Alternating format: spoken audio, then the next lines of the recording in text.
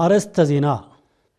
ነዳያንን ወደ ቅዱስ ቁርባን እንዲቀርቡ የማድረግ ስራ እየሰራ ነው ሲል የአዲስ አበባ ማዕከል ግቢ ጉባኤያት ማስተባበሪያ አሳወቀ።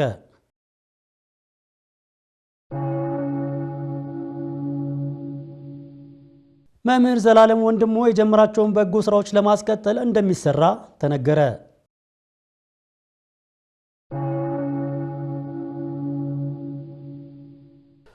ሰላም እግዚአብሔር ከሁላችን ጋር ይሁን። የተወደዳችሁና የተከበራችሁ ውድ ተመልካቾቻችን ከማይበር ቅዱሳን ቴሌቪዥን የሰዓቱን ዜና ይዘን ቀርበናል። ዜናዎቹን ወደ እናንተ እየመራው ቆይታ የማደርገው ዲያቆን መኮንን ለማ ነኝ። አብራችሁን ቆዩ።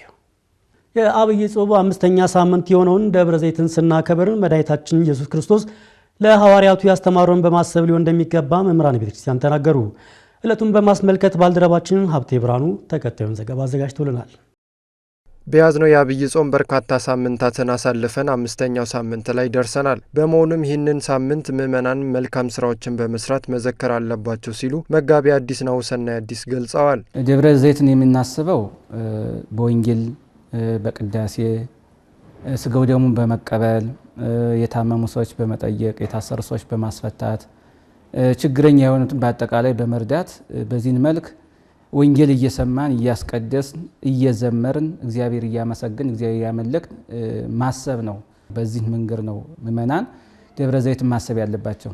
በተለይም ምዕመናን በዓሉን ከማክበር ባለፈ ጌታችን መድኃኒታችን ኢየሱስ ክርስቶስ በደብረ ዘይት ያስተማረውን በማሰብ ሊያከብሩት ይገባል ብለዋል። እግዚአብሔር በደብረ ዘይት ወይም ደግሞ በምጽአት ሰዓት እኛ መጠበቅ ያለብን የክርስቶስ ስጋ ደም ተቀብለን ከሞት የሚያረቅ ሞትን የሚያሸንፍ ሞትን ድል የሚነሳ ስለሆነ ክርስቶስ አምላካችንም ዘበላ ስጋዬ በሕይወት ዘላለም ስጋዬን የበላ የዘላለም ሕይወት አለው ሞትን አያይም ብሎ ስለተናገረ፣ ስለዚህ ሞት የማናይበት ሕይወት የምናገኝበት የዘላለም ክብር የምናገኝበት የክርስቶስ ስጋውን ደሙን ተቀብለን ተዘጋጅተን ክርስቶስን መጠበቅ ያስፈልጋል። በመጨረሻ ሞት አለብኝ ብሎ የሚያስብ ሰው ሁሉ በሕይወቱ መልካም ፍሬዎችን በማፍራት ዕለተ ምጽአቱን መጠበቅ አለበት ሲሉ የሐዲሳትና የፍትሐ ነገሥት መምህሩ መልእክታቸውን አስተላልፈዋል። ምጽአትን ስናስብ ዓለም ከተፈጠረ አንስቶ ክርስቶስ አምላካችን ዳግም እስከሚመጣበት ያለው አንድ ሰዓት ነው። ለምን ከተባለ አንድ ሰው ስራ ሲሰራ ውሎ ዋጋውን የሚያገኘው ማታ ላይ እንደሆነ ክርስቲያኖችም ሰማዕታት በእሳት የመቃጠላቸው፣ በሰይፍ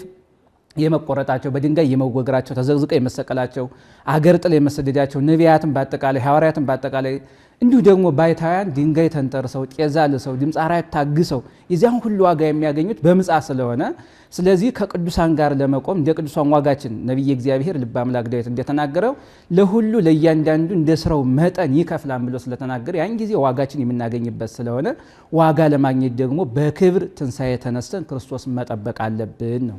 ሞት አለ ብለን ካሰብን ደግሞ ሰው ሞት አለ ብሎ ካሰበ መልካም ይሰራል። ሰው ሞትን የሚያውቅ ሰው ሞት አለብኝ ብሎ የሚያስብ ሰው ከዚያን ከፊቱ ደግሞ መልካም ስራ አለብኝ፣ ጾም ጸሎት አለብኝ፣ ችግረኞችን መርዳት አለብኝ፣ ያዘኑትን ማጽናናት አለብኝ፣ የተቸገሩትን በተለያየ ምክንያት መርዳት አለብኝ ብሎ እንዲያስብ ይሆናል። ምጽአትን ያሰበ ሰው መልካም መስራትን ያስባልና ለዚያም ነው ነቢየ እግዚአብሔር እንደየስራው መጠን ይከፍሏል የተባለው። በዚያን ሰዓት መልካም ስራ ሰርተን እንድንጠብቀው የሚያሳስብ ነው። መምህር ዘላለም ወንድሙ የጀመራቸውን በጎ ስራዎች ለማስቀጠል እንደሚሰራ ተነገረ። ለዚህም ኮሚቴ የተቋቋመ ሲሆን በጎ ስራዎቹን የሚቀጥሉበት ፋውንዴሽን ሊቋቋም መሆኑም ተገልጿል። ዲያቆን ኤርሚያስ ደባሱ ተጨማሪ ያለው። መምህር ዘላለም ምንም ሳይናገሩ ያገለገሉበት ትጋት ብቻውን እንግዲህ 30 ዓመት አውደ ምሕረት ላይ መቆም እሳት ላይ መቆም ማለት ነው። መንፈሳዊ ሕይወታቸው ሳይፈተን ሃይማኖታቸው ሳይፈተን እንደተመሰከረላቸው እንደተወደዱ 30 ዓመት መቆየት ብቻውን የሚነበብ መጽሐፍ ነው። ዘላለም በጣም ሬንጁ ሰፊ ነው በበጎ አድራጎት ላይ እና ያልሰራቸው ስራዎች የሉም። አሁን ኮሚቴው ከተቋቋመ በኋላ ወደኛ የሚመጡትን ነገር ስናያቸው አንድ ሰው ቀርቶ ህዝብ የሚሰራው አይደለም። በጣም ብዙ ነገር በትከሻው ተሸክሟል። ምክንያቱም ይሄም ኃላፊነት ይመስለኛል እንደው ከባድ በርደን ያለው ስራ ነው ይሰራ የነበረው። እንደው ይሄን ብሎ ለመጥቀስ አንድ ሁለቱን እንኳን መጥቀስ ይከብዳል። ከ30 ዓመታት በላይ ቅድስት ቤተ ክርስቲያንን በስብከተ ወንጌል አገልግሏል። በስብከቱ ጨውነት የምእመናንን ሕይወት ያጣፈጠው ብዙዎቹን ካልማመን ጨለማ ብርሃን ወደ ሆነችው ቅድስት ቤተ ክርስቲያን ያመጣው መምህር ዘላለም ወንድሙ ከዚህ በተጨማሪም በእርሱ መስራችነት ያለ ሃይማኖት፣ ዘርና ቋንቋ ልዩነት ወግናዊ ድጋፍ በማድረግ የሚታወቀው ይዲዲያ የህፃናት መርጃ ድርጅትና በሌሎች በርካታ በጎ አድራጎት ስራዎች ላይም ያለው ድርሻ ቀላል አልነበረም። በመሆኑም እነዚህን የበጎ አድራጎት ስራዎቹ ለማስቀጠል የተለያዩ ስራዎች መታቀዳቸውን መምህር ጳውሎስ መልካስላሴ ገልጸዋል። ፋውንዴሽን አለ፣ በሱ ስም መቋቋም ታስቧል። እንግዲህ ቤተሰብ ብዙ ነገር አስቧል። ኮሚቴውም በዛ ሁኔታ በጣም ጠንካራ ሰዎች ስላሉ ይቀጥላል። የበጎ አድራጎት ስራዎቹን ለማስቀጠል ኮሚቴ የተቋቋመ ሲሆን ወደፊት ለሚሰሩ በርካታ ስራዎች ሁሉም የበኩሉን አስተዋጽኦ ሊያደርግ እንደሚገባም ተገልጿል። ወንጌል ላይ ብቻ ፊቱን ወደ መስቀል ብቻ ያደረገ ምንም ውስጥ የሌለ ቡድን የሌለው ግሩፕ የሌለው ምን የሌለው ሰዎች ስለሆነ ነው ቦታ ላይ እንገኛለን። እሱ ሌላ ቦታ ላይ ተገኝቶ አያውቅም። የስጋና ደም ኑሮ ያልኖረ ሰው ስለሆነ በእንደዚህ አይነት ሁኔታ የኖረ ወንድማችን በአንድ ቀን ቀብረ ነው መለየት ያለብን አይመስለኝም። ስለዚህ እሱ የጀመራቸውን ስራዎች ለማስፈጸም ራሱን የቻለ የተቀናጀ ሌላ ሰፋ ብሎ የተቀናጀ የተዋቀረ ሌላ ኮሚቴ አቋቁሞ ነው ይሄ ኮሚቴ የሚለየው እንጂ ዝም ብሎ የሚለይ ኮሚቴ አይደለም። ቀብረን ብቻ የምንመለስ አይደለም። ስለዚህ እያንዳንዱ ህዝበ ክርስቲያን ለጊዜው አሁን ያደርግ የተባለው ነገር ላይ በጎ አመለካከቱን ያደርግ። እንግዲህ መለኮት ነው የሚያየው፣ ሰው አይደለም። እሱ በመንፈስ ሆኖ ያይናል። ስለዚህ መውደዳችንን የምንገልጸው አገልግሎቱን የምንገልጸው ኦርቶዶክሳዊ ማንነታችንም የሚገለጸው እሱ የጀመረውን ስራዎች ስናስፈጽም ነው። የጀመሯቸው በጎ አድራጎት ስራዎች በርካታ ናቸው። የቀብሩንና ሌላውን የሽኝት ስነ ስርዓቱን የሚያስተባብረው ኮሚቴ የምንደግፍበትን የባንክ አካውንቶች እንደዚሁ አስቀምጧልና ሁሉም ሰው በያለበት የመምህር ዘላለምን የቀደመ የበጎ አድራጎት ስራ ለማስቀጠል አስተዋጽኦ እንዲያደርግ በዚሁ አጋጣሚ ገልጻለሁ። የቅድስት ቤተክርስቲያን አገልግሎት ህንፃ ሥላሴ ላይ በይበልጥ ትኩረት ሊያደርግ እንደሚገባ ተጠቆመ። በአንዳንድ አብያተ ክርስቲያናት አሁን ላይ የተተገበሩ ያሉ የህንፃ ፕሮጀክቶች መስፋፋት ይበል የሚያሰኝ ቢሆንም በምዕመናን መንፈሳዊ ሕይወት ላይ የሚሰሩ ስራዎች አናሳ ናቸው ተብሏል። ዲያቆን ኤርሚያስ ደባሱ በአንዳንድ ገዳማትና አብያተ ክርስቲያናት የተለያዩ ፕሮጀክቶች እየተተገበሩ ይገኛሉ። ይሁን እንጂ በምዕመናን መንፈሳዊ ሕይወት ላይ የሚሰሩ ስራዎች አነስተኛ ስለመሆናቸው ከጣቢያችን ጋር ቆይታ ያደረጉ ባለሙያዎች ገልጸዋል። አንዳንድ ቦታ እኮ ስትገባ ባዛር የምትገባም ሊመስል ይችላል እኮ ዙሪያው የተከበቡት እንትኖች እና ከህንፃው ቤተክርስቲያን ይልቅ ያሉት የንግድ ስራዎች እንደዚህ የመሳሰሉት አቴንሽን የሚወስዱበት ሁኔታዎች አሉ። እየሰራን ያለ ነው ምን ላይ ነው የሚታይ ይሄ ቁሳዊ የሆነው ፕሮጀክት ላይ በጣም ትልቅ ትኩረት ተደርጎ ይሰራል። ያ ማለት ምንም እየተሰራ አይደለም ማለት ግን አይደለም።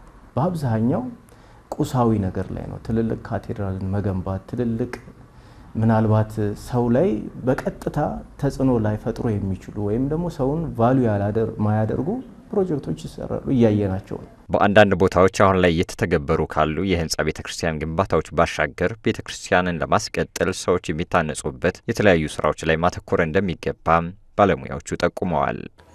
ከዚህ ከሰው ተኮርነት ጋር ስትመለከት በጣም የተራራቁ ፕሮጀክቶች ናቸው። ሴተኛ አዳሪ ላይ የምንሰራው ፕሮጀክት የለንም። እነዚህ እኮ የትኩረት እንትኖች ናቸው የቤተክርስቲያን። ምክንያቱም ማህበራዊ ደህንነት ችግር ገጥሟቸው ነው። እነዚህ አሁን ወደ ቤተክርስቲያን በራሳቸው ይምጡ ልትላቸው ማትችላቸው አይደለም። ሴተኛ አዳሪ ወይም በዚህ በሱስ ውስጥ ያለው ሰው በራሱ ቤተክርስቲያን ይምጣ ልትለው የምትችለው አይደለም። ምክንያቱም ማህበራዊ ኢኮኖሚያዊ ደህንነት ስጋት ገጥሟል። ስለዚህ ቤተክርስቲያኑ ፕሮጀክት መቅረብ አለበት ወደዛ። ቅድስት ቤተክርስቲያን ሊያስቀጥላት የሚችለው የተገነባው ህንፃ ቤተክርስቲያን ሳይሆን ሰው ነው። ስለዚህ ሰው ሊያስቀጥላት ይገባል ብለን ስናስብ የሚያስቀጥላት ሰው ላይ ሊሰራ ይገባል ማለት ነው። ያለውን ቀኖና፣ ዶግማ፣ ትውፊታችንን፣ ታሪካችን በሙሉ ሰው ነው ሊሸከመው የሚችለው። በአንጻሩ ግን የፕሮጀክቶች አተገባበር አሁን ባለው ሁኔታ የሚቀጥል ከሆነ ቤተክርስቲያንን ምን ሊያሳጣት እንደሚችልም ባለሙያዎቹ ጠቁመዋል። የተወደዳችሁና የተከበራችሁ ወደ ተመልካቾቻችን አሁን ደግሞ የእንግዳ ሰዓታችን ላይ ደርሰናል። የዛሬው እንግዲህ አብይ ጉዳያችን መዝገበ አእምሮን ይመለከታል።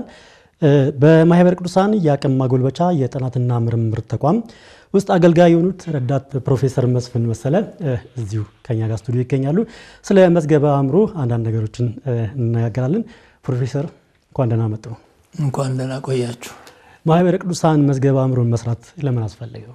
መዝገበ አእምሮ ስናዘጋጅ የኢትዮጵያ ኦርቶዶክስ ተዋሕዶ ቤተክርስቲያን ልዩ ልዩ ሀብቶች የእውቀት ሀብቶች ሁሉ በዚህ መዝገበ አእምሮ እንዲመዘገቡና እንዲካተቱ ማድረግ አስፈላጊ በመሆኑ ነው። በየግለሰቦች አለ በአንዳንድ ስራ ውስጥ ትልልቅ ነገር ተከማችቶ ልናገኝ እንችላለን። ለምሳሌ ሃይማኖታዊ ብትወስድ፣ ስንክሳር ብትወስድ እንደዚህ የመሳሰሉት ትልልቅ ነገር ውስጣቸው የተከማቸባቸው መዝገበ አእምሮን የመሰለ ነገሮች ናቸው።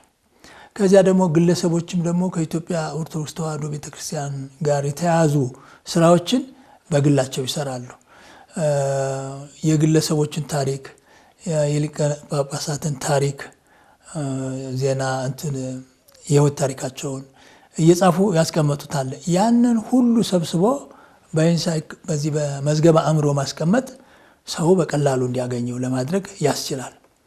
ይህ የተሰበሰበው ነገር ደግሞ አንደኛ ታትሞ በላይብረሪ የሚቀመጥ ሊሆን ይችላል። ሁለተኛ ደግሞ ዘመኑ ቴክኖሎጂ ባፈራው መሳሪያ ሰው ባለበት ቦታ ሆኖ እንዲያገኘው በኢንተርኔት እንግዲህ አክሰሰብል እንዲሆን ማድረግ ሁሉ ሊሆን ይችላል። ስለዚህ ለሁሉም ተደራሽ የሚሆንበትን ነገር እውቀት፣ ሀብት፣ እምነት እንግዲህ እምነታችን ራሱ የኛ የኢትዮጵያ ኦርቶዶክስ ተዋሕዶ ቤተ ክርስቲያን ስርዓት አምልኮ ምን ይመስላል የሚለውን ነገር ሁሉ ሰው ማወቅ ቢፈልግ ማንን ልጠይቅ ማለት የለበትም። አንድ የተጻፈ ነገር ይገኛል። አስፍቼ ይሄንን ልመልከተው ልየው ብሎ ቢያስብ ደግሞ ምን ይሆናል? ያ ሰው ስለ ነገረ መለኮት የጻፈውን ነገር መነሻ አድርጎ እና የጠቀሳቸውን ምንጮች ተጠቅሞ ብዙ ሰፊ ነገር ማየትና መዳሰስ ይችላል። ከዚህ አንጻር ሀብታችንን፣ የእውቀት ሀብታችንን፣ አስተምሮታችን፣ የሐዋርያትን የነቢያትን አስተምሮት በዚህ መዝገበ አእምሮ አካቶ ለትውልዱ ማስተላለፍ ማሳወቅ ነው። ዋናው ይህንን ለማሳካት ነው። ጥሩ ተቋማዎች እስኪ በአሁን ሰዓት ምን ስራዎችን እየሰራ ነው? መዝገበ አእምሮ ሲሰራ መጀመሪያ ሊያጽፍ የሚችል ቃል ምንድን የቱ ነው የሚያጽፈው ብለን እንፈልጋለን ወይም እንሰበስባለን። ያን የሚያጽፈውን ቃል ለመሰብሰብ አንድ ሰው ብቻ አይደለም የሚሳተፈው፣ ብዙ ሰዎች እንዲሳተፉ ይደረጋል። ያን ሊያጽፍ ይችላል ብለው የገመቱትን የተረዱትን ቃል ከመጽሐፍ አግኝተውት ሊሆን ይችላል፣ ከጋዜጣ ሊሆን ይችላል፣ ወይም ከአባቶች ንግግር ሰምተውት ሊሆን ይችላል። ይሰበስቡና ለመዝገበ አእምሮ ፕሮጀክት ዝግጅት ክፍል ያቀርቡታል። ከዚያ ያ የቀረበ ነገር ደግሞ ይህንን የሚሰራው የአርትዖት ኮሚቴ ይገመግማል። ይሄ ነገር በእውነት ያጽፈናል፣ የሚያጽፍ ነገር ነው ብሎ ያስባል። እንግዲህ በእኛ አጠራር አሁንም እንደዚህ የሚመጡትና ያጽፋሉ ብለን የምንላቸውን ነገሮች ስራዬ ቃል እንላቸዋለን። ኢንትሪስ በእንግሊዝኛ ሚሉት ነው በእንግሊዝኛ። ስለዚህ ሊያጽፍ ይችላል ወይ? ይሄ የሚያጽፍ ነገር አለ ወይ? ለትውልድ የሚስተላለፍ መልእክት በዚህ ስራዬ ቃል አማካይነት ሊገለጽ ይችላል ወይ ብለው የአርትዖት ኮሚቴው ይገመግምና ሊያጽፍ ይችላል ብለው ሲያስቡ እንደሚያጽፍበት በፊደል ተራ ቅደም ተከተል ይደረድሩታል፣ ያስቀምጡታል። ከዚያ በኋላ ምን ይደረጋል? ከዚያ በኋላ እንደገና ደግሞ በዚህ ስራዬ ቃል ማን ነው ሊጽፍ የሚችል? ምን አይነት እውቀት አለው? የሚጻፍበት ስራዬ ቃል ከልዩ ልዩ የእውቀት ዘርፎች ጋር የሚገናኝ ነው። የቤተ ክርስቲያኗ ደግሞ የአባቶች በተለያየ የእውቀት ዘርፍ እውቀት አላቸው። ሌሎችም ዘመናዊ ትምህርት የተማሩ ሰዎች እንደዚሁ ሊጽፉ የሚችሉበት ነገር ሊሆን ይችላል። ስለዚህ በዚህ ጉዳይ ላይ ማን ሊጽፍ ይችላል ተብሎ ይለያል። ያ ከተለየ በኋላ ያ ቃል እንዲጽፍበት ስራዬ ቃል እንዲጽፍበት ይሰጣል፣ ይጽፋል። ጽፎ ከሰጠ በኋላ ለማን ያመጣል? አሁንም ለአርትዖት ኮሚቴው ያመጣል። የአርትዖት ኮሚቴው በዚያ ስራዬ ቃል የተጻፈውን ነገር ያነብና በተሟላ መንገድ ተገልጿል፣ የጎደለው ነገር አለ፣ ሊጠቀስ የሚገባው ምንጭ መጠቀስ ነበረበት፣ አልተጠቀሰም፣ አገላለጹ ትክክል አይደለም፣ ስለዚህ ይልና ይገመግማል። አንዳንዱ በተሟላ መንገድ ሊጽፍ ይችላል፣ አንዳንዱ ደግሞ ክፍተት ሊያሳይ ይችላል። ስለዚህ ያንን እንደገና ያው የጻፈው ሰው ይሰጠውና አስተካክሎ እንዲያመጣ ይደረጋል። እና በዚህ መንገድ ነው አሁን ስራውን እየተሰራ ያለው ማለት ነው። ስራው እንግዲህ ያው በርካታ በጀትና የብዙ ምሁራን ተሳትፎ የሚጠይቅ ነው። ከዚህ ረገድ እንዴት ምንድን ነው እየተንቀሳቀሳችሁ ያላችሁት? አሰራሩ ከባድ ነው። ከባድ የሚያደርገው ምንድን ነው? የተለያዩ ሰዎች ነው የሚሳተፉበት ብለን ስንል ለምሳሌ በአንድ የመዝገበ አእምሮ ቅጽ ውስጥ የሚጻፉት መጣጥፎች 300 ቢሆኑ ምናልባት እንደው ሁለት ይጽፋል እንኳን ቢባል ወደ 150 ሰው ያስፈልጋል ማለት ነው። 150ም ሰው ደግሞ በተራራቀ ቦታ ያለ የግንኙነት መስመር ብዙ የሚያስፈልግህ፣ እንደገና ደግሞ የራሱ ልዩ የስራ ኃላፊነት ያለበት ሰው ነው። ስለዚህ ያንን ታግሶ አስተባብሮ ቀስቅሶ አበረታቶ ማጻፍ ይጠይቃል እና ለሌላ ሊሰጥ የሚችል አይደለም። ስራው የሚሰራው ጊዜም ቢሆን እንደዚህ አይነት ስራ የሚሰራው በአንድ ማዕከል ነው የሚሰራው። በአንድ ማዕከል ሲሰራ ደግሞ ያ ማዕከል ሊጽፉ የሚችሉ ሰዎችን ራሱ የሚያውቃቸውን ራሱ የማያውቃቸውን ደግሞ በሰዎች አማካኝነት እያገኘ እየጠየቀ እያግባባ በተለያየ ደግሞ ጉባኤ እነሱን እያሳተፈ እያበረታ ነው የሚጽፈው። መጻፉ ብቻ አይደለም የተጻፈው ነገር ካርቶት ኮሚቴ በኋላ እንደገና ደግሞ የሪቪወር የሚባል ገምጋሚ የሚባል አካል ደግሞ አለ። ከጸሐፊው ውጭ ያንን ጽሁፍ የሚያይ ማለት ነው። ማን እንደጻፈው አይታወቅም፣ ግን ጽሁፉ ይሰጠዋል፣ ይገመግማል። ያ ጽሁፍ ምን አሟልቷል፣ ምን አላሟላም የሚለውን ነገር ይገመግማል። ስለዚህ በዚህ የመዝገበ አእምሮ ስራ ውስጥ የሚሳተፈው ሰው በጣም ብዙ ነው። ጊዜም ብዙ የሚወስድ ነው። ብዙ በጀትም የሚጠይቅ ነው እና ይህንን በጀት እስከዛሬ ባለው ማህበረ ቅዱሳን በራሱ አቅም ነው እየተንቀሳቀሰ ያለው። ከዚህ በኋላ ባለው ደግሞ ሌሎች ስራውን የሚያውቁ ሰዎች ማህበረ ቅዱሳንንም ሆነ የኢትዮጵያ ኦርቶዶክስ ተዋሕዶ ቤተክርስቲያንን ሊደግፉ የሚችሉ አካላት እየደገፉት ሊሰራ ይችላል ብለን እናስባለን። ረዳት ፕሮፌሰር መስፍን መሰለ ለሰጡን አጭር ማብራሪያ ከልብ አመሰግናለሁ። ክብር ይስጥልኝ። እሺ፣ እኔም አመሰግናለሁ። መንፈሳዊ ህብረትን ለቅድስት ቤተክርስቲያን ራስን ገልጦ መኖር ከመምህር ዘላለም ወንድሙ አብነት ልናደርግ ይገባል ሲሉ መምህራን ቤተክርስቲያን ገለጹ። መምህር ዘላለም ወንድሙ ቤተክርስቲያን በምትሻው የተገኘ ክርስትናን በተግባር ያሳየ በመሆኑ ዛሬ ላለን አገልጋዮች አርአያ ነው ብሏል። ተመስገን ፍቃዱ ከገጠር እስከ ከተማ የክርስቶስን ወንጌል የሰበከ የቅድስት ቤተክርስቲያን ተቀዳሚ ተልእኮ የሆነውን ስብከተ ወንጌል በሀገር ውስጥም ከሀገር ውጭም የሰበከ ነው። መምህር ዘላለም ወንድሙ እምነትን ከምግባር ጋር አስተሳስሮ የኖረ መሆኑንም መምህራኑ ምስክር ናቸው። ዘላለም ራሱን ሆኖ ነው ያለፈው። ማንንም ለመምሰል ማንንም ለመሆን አይጥርም አይሞክርም ነበር። ራሱን ሆኖ ነው ያለፈው እና ስጦታውን በአግባቡ ተጠቅሞበታል። ለማንም ሰው እንቅፋት የሚሆን ህይወት አልነበረው። ክርስትና ደግሞ እምነቱን ብቻ እየገለጸ የምንኖርበት ሳይሆን በህይወት የምንኖርበት ነው። ስለዚህ እምነትን ከተግባር ጋር አስተሳስሮ ያዘ ወንድም ነው። ይደንቀኛል። እኔ መንፈሳዊነትን ለቅድስት ቤተክርስቲያን ራስን ገልጦ መኖርን ዛሬ ላለነው አገልጋዮች ምሳሌ የምናደርገው ነው ይላሉ ረዳት ፕሮፌሰር ግርማ ባቱ። መምህር ዘላለም በአገልግሎት ምርጫ የለውም። ታችኛው ላይኛው የቦታ የደረጃ ወዘተ የሚል ምንም አይነት ምርጫ የለም። ለአገልግሎት መሰጠትን አስበን ከተነጋገርን ምሳሌ ነው። በነገር ሁሉ ከእግዚአብሔር ጋር በመንፈሳዊ ህብረት ከቅድስት ቤተክርስቲያን ልጅነት ራስን በሚገባው ልክ ገልጦ በመኖር መምህር ዘላለም ወንድሙ ምሳሌ ነው እና አገልግሎቱ ምን ይመስላል ስንል በተለይ ለስብከተ ወንጌል ካለው ቀናይነት፣ ለቅድስት ቤተክርስቲያን ለመንፈሳዊ እድገት ካለው ቁርጠኝነት ቦታ ባለመምረጥ ሁኔታዎች ተመቹ አልተመቹ የትራንስፖርት እድል በሌለባቸው አካባቢዎች ሁሉ በጋማ ከብቶች ጀርባ ላይ በእግር ጉዞ በሚያስፈልጋቸው አካባቢዎች ላይ በሁኔታዎች ሁሉ እንዲህ ነው እንደዚያ ነው ባለማለት ሙሉ መሰጠትን ህይወቱ ገንዘቡ አድርጎ ቅድስት ቤተክርስቲያን እድሜ ዘመኑን ሙሉ ያገለገለ እውነተኛ አገልጋይ የነበረ ወንድማችን ነው መምህር ዘላለም ወንድሙ። መምህር ዘላለም ወንድሙ ስጦታውን በአግባቡ የተጠቀመ አንድነትን፣ ሰላምና ፍቅርን በመስበክም በመኖርም አሳይቶናል ብለዋል። ህይወቱን በሙሉ ራሱ ለክርስቶስ ለቤተክርስቲያን የሰጠ ነው። በቃ የተጠራበትን ጥሪ በትክክል ያወቀ ነው። ከምንም ነገር በላይ በቃ አቅጣጫውን ሳይስት ዓላማውን ሳይስት መንገዱን ይዞ የመጣ ወንድም ነው። አገልግሎቱ የተለየ አገልግሎት ነው። ደግሞ አገልግሎት ከፍቅር ጋር ነው። ያለ ፍቅር የሚደረግ አገልግሎት የሞት አገልግሎት ነው። የሱ አገልግሎት በፍቅር ነው። ታናሹንም ታላቅ ያደርጋል፣ ታላቁንም ሁሉንም እንደየ አክብሮቱ እየሰጠ የሚያገለግል ወንድም ነው። ከማንንም ሰው ጋራ በምንም አይነት መንገድ በተለያየ የክፋት፣ የበደል፣ የአመጽ በተለያየ መንገድ ደግሞ እንደዚሁ በማህበራዊ ጉዳይ ስንመጣ እንግዲህ የሆነ ቡድን ውስጥ ገብቶ ለአንዱ ተገን አድርጎ ለአንዱ ወገን አድርጎ የሚገለጽ ሰው አይደለም። ለሁሉም እኩል ሆኖ ሁሉንም በእኩልነት አገልግሎቱን የሚሰጥ ድንቅ ወንድማችን ነው። ከሁሉም ጋራ በሰላምና በፍቅር የመኖር አገልግሎቱን በእኩል የማስኬድ አንዱን አስበልጦ አንዱን አሳንሶ የማያይ ወንድም ነው። ይሄ ልዩ ያደርገዋል። ነዳያንን ወደ ቅዱስ ቁርባን እንዲቀርቡ የማድረግ ስራ እየሰራው ነው ሲል የአዲስ አበባ ማዕከል ግቢ ጉባኤያት ማስተባበሪያ አሳወቀ። ይህም ተግባር በቀጣይነት እንዲኖረው ከሰንበት ትምህርት ቤቶችና ከሚመለከታቸው ባለድርሻ አካላት ጋር የተሰራ መሆኑን አንስተዋል። ሀብቴ ብርሃኑ ዝርዝር አለው።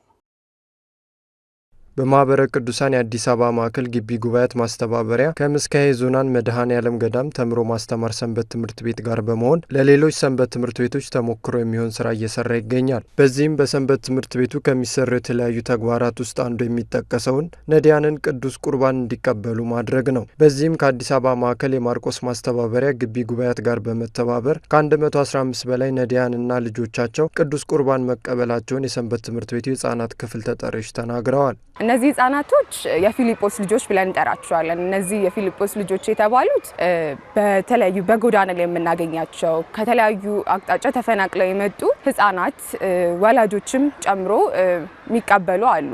ላይም በየወሩ እነዚህን ህጻናት በአካባቢያችን የሚገኙ ህጻናትን በመሰብሰብ ቅዱስ ስጋውን ክቡር ደሙን መቀበል እንዲችሉ ለማድረግ ችለናል። በወር አንድ ጊዜ ብቻ መገናኘታችን በቂ ስላልሆነ ሰንበት ትምህርት ቤቱ የሚሰጠው የቅዳሜና የእሁድ የሰንበት ትምህርት አለ። ቅዳሜ ዕለት ከ8 ሰዓት እስከ 11 ሰዓት የአብነት ትምህርትና የቤተክርስቲያን ታሪክ ትምህርት ይሰጣል። እንዲሁም እሁድ ዕለት ከቅዳሴ በኋላ ከ3 ሰዓት እስከ 6 ሰዓት የመዝሙር ጥናትና የቤተክርስቲያን ትምህርት ለልጆች ይሰጣልና እዛ ላይም ከሌሎች ልጆች ጋራ ተቀላቅለው አብረው እንዲሰሩ አብረው እንዲማሩ ለማድረግ ችለናል። እነዛን ህፃናት ደግሞ ምንድነው የምናደርገው?